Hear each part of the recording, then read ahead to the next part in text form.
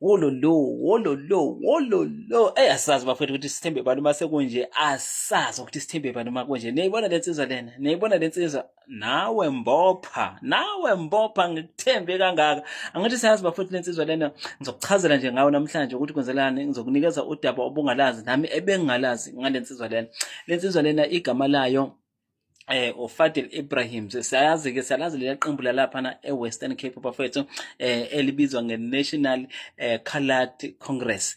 Ihola lona-ke lelo qembu lensizwa lena. So angazi ukuthi kanjani bafethu, nathi asazi, safisa salindele ukwazi ukuthi kwenzeke kanjani ukuthi ibe ne-access kuma-files eleduza e-Crime Intelligence Unit, ukuthi abe ngakuyona le nsizwa lena. Kuthiwa le nsizwa lena ithole lama-files lawo, imisuka mpe iyalaphana elentuzane e-Cape Town e-police station iyovula icala. Kuthiwa ifike yavula nje amacala awu-3. La macala lawo izowavula nini? Ngomhla ka-29 October. Mhla ka-29 October yavula lamacala lensizwa lena.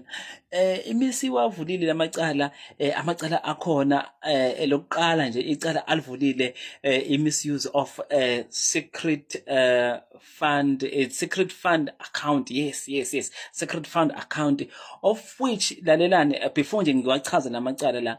Number 1, uma sikhuluma ngamaleduza ngalaba okuyibona phela abaphenyi laba esibathembile, lama unit lawa, ama intelligence unit la eNingizimu Afrika. Lezo zinto lezo izinto ezibucayi lezo, ungafanele ukuthi noma ubani vesana bene access nje, more especially le genge laphana eParliament, akufanele ukuthi ibe ne access kulezo zinto lezo. But this guy ukwazi ukuthi abe ne access kulawo maleduza, kulawo ma-file. Westpart uyasuka uyowapresenta kwi-public because useyanawo e-police station manje, usethatha le information le e-crucial because uma ubheka ama-members alaphana akulelia committee leliyana le unit. So nje uma ubheka kahle hle akulona nje ithimba lotapo leliyana, akulona ithimba lotapo, akuyona into okudlala leyana. Okay, so now useyasuka ke manje uyahamba uvula icala lokuqala misusing of amalentuza misusing of ilentuza i-secret fund account, of which enye into nje ebucayi engahlangene nayo leyo, uyibona lonto leyo, akuyona into public leyo, uyovula lelo cala lelo. Number 2, uthi lentuza yona le unit lena is used for, it's a private entity for ukulentuza for providing i-service ku Mr Bhekicela. Uyayizwa lonto leyo. Icala lesibili leli. Lesithathu, i-appointment ka Miss Mokwele kuyilentuza kwi-Crime Intelligence. So ilawo macala lawo oyi-3 afike awavula laphana. So uma sewavulile ngomhla ka-29 bese kuthi ngomhla ka-31, lalela, 29, 2 days after, yagijima yakhuphuka ulibhekise laphana e-Orlando.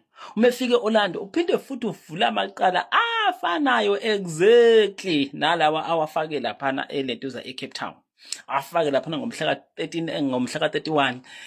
Bese kuthi ekseni wafake ngomhla ka-31 ekseni, ngomhla ka-1 ngo-8 isikhathi wavesena wayishaya mfana i-email wayibhekisa kulo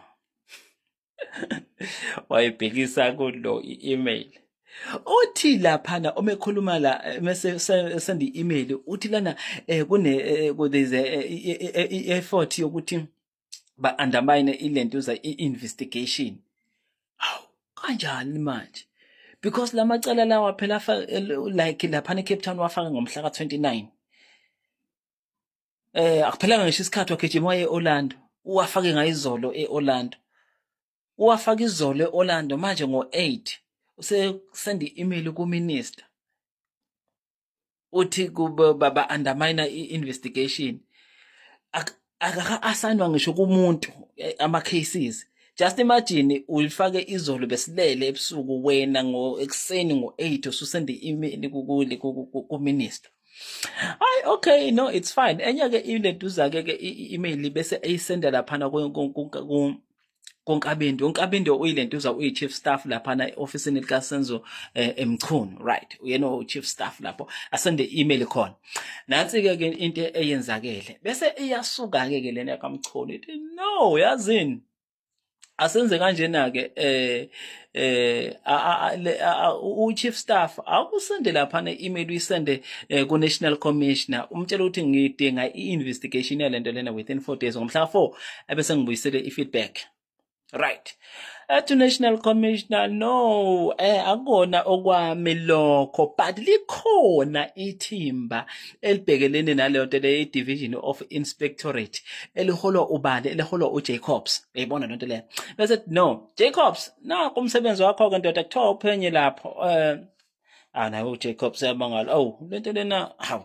Ifakwa nje manje sekuyaphenywa njalo sekukhona interference khona manje nje la ayilungile it's fine no asiyiphenye bayiphenye bathi uma beyiphenya bese no akasithinte le ndoda lena okuyiyona complainant okubani Adams, right? Adams bamfonela Adams bamfuna Adam ukuphina hayi lutho Adam ukusabela yabo lo muntu ucomplainant futhi akasafusabela akasatholakala uAdams, right? Uma sengasatholakala uAdams bese bethi no okay vele sesiyicheckile lento lena there was no interference seyiqoqa le ndaba bayibuyisele lapha ku National Commissioner kuthiwa National Commissioner ayithina we are done asiyiboni into engahle kuthiwa interference la eyenzekile. Okay saliqoqa udaba lithathe ulentuza uCommissioner alibuyisele ofisini kaSenzo Mchunu athi Senzo Mchunu ayikho into ebe interference leyo. All right, so bamtshela uSenzo Mchunu 3 days after uyibona lonto le so bakwazile ukuthi basikhave isikhathi abebesincane abebenikezwe sona. Okay kahle ngoba isikhulunyiwe lento sefanele manje done dusted funa ngabe isathintwa lento lena. Okay nathi ke indaba isizokwenzeka ngomhla ka 11 November yizwa lonto le mhla ka 4 done dusted. Ngomhla ka 11 uyasuka uNkabinde ofisini lika lo of which usethole instruction kulo uthi no yazi asenze njani ke manje senda i-email mfethu uyisendele iDoc uma sikhombula ilentuza not iDoc sorry IDEC ilentuza Independent Directorate Against Crime so elaphana ingaphansi kwe i-division yakwa NPA kahle leyo uyibona lento lena thiwa awubatshe uthaba ke bengenelele la kule complain ka Adams uyibona lonto lena hayi nangempela hayi kusendwe i-email isendwe lapha kuthiwa madoda kuthiwa ke zame niphuthume lapha nantu udaba lekanje uyibona lento le zisuke laba izizakwa IDEC kuthiwa nisho kanje zivesane zisuke zihambe ziye lapha nevesane ziwathatha ama-files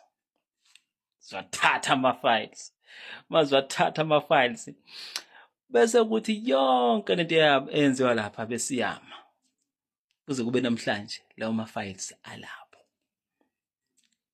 yayizindaba Adams yini lena eyenza ukuthi wena uthole lama-files bese wenza lento ephuthumayo ibe emergency emva kwalokho ungabisatholakala emva kwalokho Senzo Mchunu ugijima uyolanda i-IDEC ukuthi manje confiscate lama-files lawo akusaqhubeki manje zishaphi vele zishaphi hayi nawe ngayihlazileyo ungayibonela nawe ngelakho indlela ukuthi yonke lento what was the reason number 1 afike kanjani lama-file number 2 kodwa ke sibayeza ke laphana sisalindele okhumalo ke bazoke bethi kusihlahlele ukuthi kwenzakalani because baningi amagama asazovela bafethu maningi amagama asazovela kuningi ukuthintekayo njengalindoda nje okunye ngahlephelela khona kancane njengalindoda lena kuthiwa ukhetha mahlala le bekuthiwa madoda kuthiwa nje lonsizo levesane yayi-enjoyela nje yona ama-blue light thenga imoto zayo yazisa laphana ku-municipality zabe sene za-register under municipality. Just imagine mfethu under municipality iy'moto zakho uma ivele laphana zibonakala kuyimoto zaka-municipality kanti Khet Mahlala bayishaya ngama-blue light teka Khet Mahlala ibithi imihamba la emgwaqweni imibambezele ikushaya ngama-blue light ubuye eceleni sigebengu siphethe amaphoyisa isigebengu mfethu siphethe amaphoyisa siphethe omaqhuzu laphana eJohannesburg ku-municipality. Yayizwa leyo nto leyo. Uwatholi kanjani ama-blue lights? Iy'moto zirejistwe kanjani? Hhayi kodwa siyeza lapho bafowethu, iza kancane le nto lena, iyaliphenya ibheshu lento kaMkhwanazi, iyaliphenya ibheshu, ziyavela izinqa. Laba enibathembile, eniy'tshela ukuthi baniphathele izwe, umbuso wase-South Africa ungamanga bafethu. Hhayi ungamanga, buza mina bafethu. Yabona lento, mina ngeze ngiyikrekhe kakhulu ngawo umbuso nje waseNingizimu Afrika ungamanga, kusazovela. Phela le nto lena, ayi ngiyaphuma bafethu, hhayi no, ngizobuye ngichaze.